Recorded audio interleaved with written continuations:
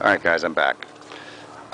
Sorry I'm doing this without somebody actually filming this for me, but you know, that's what you do when you're by yourself. Alright, as I was saying, I already did this because it's hard to do it with holding a camera at the same time. One hose clamp right here comes off the air box. Now if you've got the factory you're gonna have a box over here and you're gonna have your flex right here. It's the same thing. You just undo it and slide it off. Two bolts. There's one right here and there's another here. Now this thing's actually down a little bit more. Then you wiggle this. And I'm sorry, also you have your oxygen sensor plug right here. This is just with a screwdriver. You know, you fit it, you pop it off. You wiggle the thing. Now once you wiggle it, it'll slide right off. Simple as that. Hold on one sec.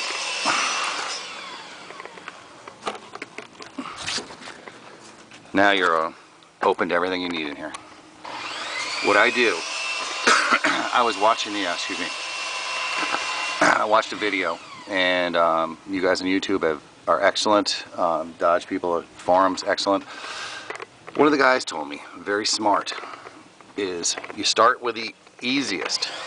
You start with this one, and you get a feel for it. Because there's 16 spark plugs in here.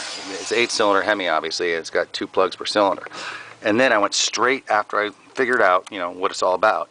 Went back to the hardest. The hardest is back here because it's underneath the master cylinder. Now, if you have the right tools, it's not that difficult. It's time-consuming. It took me about 2 hours. Well, then again, I take my time.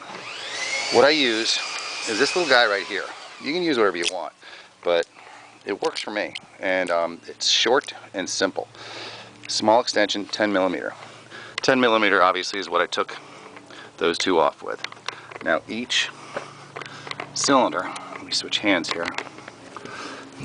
Each cylinder has a 10 millimeter on it. So you take this. Now the reason why I like this little one, because this little ratchet right here, because later on when I get in the back, I actually take the extension off and go the smaller, just so I can get, you know, manipulate that one off these 2 screws, this one here and this one here. That's the hardest part. And then of course after, gotta get one of these guys right here, because you can take the extension. Let me show you. You take the extension, let me put you down for a second.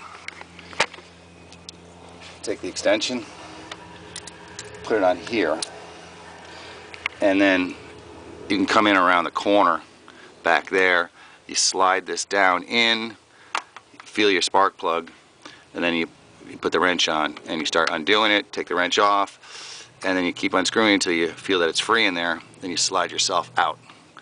Now doing this first one, let me show you. Hold on.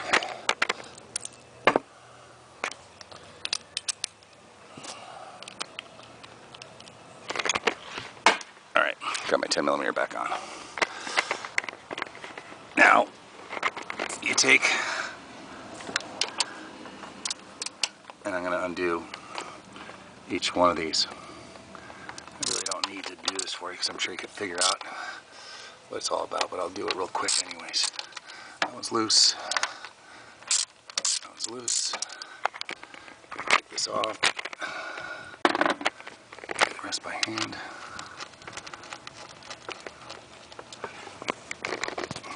Sorry again about doing this with myself. I really should have my wife helping me.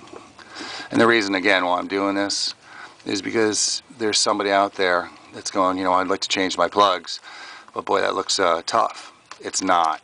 If you've changed spark plugs, I've done it in my boat and stuff like that, so you gotta change the spark plugs with a spark plug. So,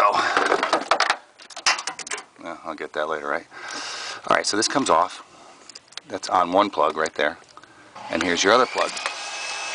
So boom, put my socket in there, take my plugs out, and then I get the never sees, put that around the threads, so next time you pull them out, it's easy to pull them out, gap them. I got champions. I read a lot of what's best, and some guys are like, look, factory uses champion, other guys are saying use NGKs, you know, whatever you feel like. I don't know. So I used the Champions, and it wasn't expensive. I forget how much they were, but since I did it for myself, I saved myself probably about $200-300 because it took me about 2 hours because it's time consuming. It's not hard. It's just time consuming, and I don't like to rush anything, anyways. So, with that being said, let's say I pulled the spark plug out, blah blah blah, new one in, then boom, these go back in. Push them nice and tight in. This one, they're all the same. Bend it back in, boom, down. I'm going to tighten these bolts back up. You don't need to watch that. Then I went on to that one, and I climbed back here, and you got to manipulate yourself. But like I said, lay on the engine, and that's it. And then just put everything back together the way you got it out. Now I just, well, in between, I cleaned my throttle body. That's very simple to do. I went and got throttle body air intake cleaner, and you spray it, and I used a toothbrush and a rag, and I got in here, and I just really cleaned really down deep in there, all around the edges, and don't worry about the debris. Everybody says that it's uncombusted, whatever, and it goes back into the system, it'll get blown out. And then I cleaned my my sensor, and it's right here. And the sensor, just you turn it to the left, and it slides out. I don't want to hurt it. And there it is.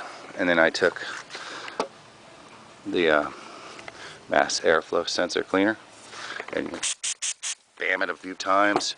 Make sure it's clean. Very gentle with it because you don't want to hurt it. And then I put it right back right away. I don't want it getting hurt. So, because I don't know how much they are, but it's not something I feel like going to buy right now. Slides in, turn it, it's locked in.